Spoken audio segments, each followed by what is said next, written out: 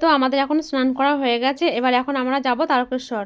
আর আমরা যখন এখানে অন্যান্যবার আসি তখন অনেক অনেক জল থাকতো, এখানে সিঁড়ি দিয়ে নিচে নামাই যেত না, একদম উপরে উপরেই স্নান করতে হতো। আর এখন দেখো কতটা ভাটা হয়ে গেছে, একটুও জল নেই, অনেকটা নিচে গিয়ে আমাদের স্নান করতে হলো। স্নান করার পর ঘটে করে জল নিয়ে এসে এখানে যে কটা বাবা ছিল সব বাবাকে জলে স্নান করলাম এবং পুজো দিলাম। আর আমরা লঞ্চে করে যেই ঘাটে নেমেছিলাম শেওড়াফুলি ঘাটে, সেখান থেকে আমি অনেকগুলো আকন্দ ফুলের মালা কিনে নিয়ে এসেছিলাম এখানে বাবাকে দেওয়ার জন্য।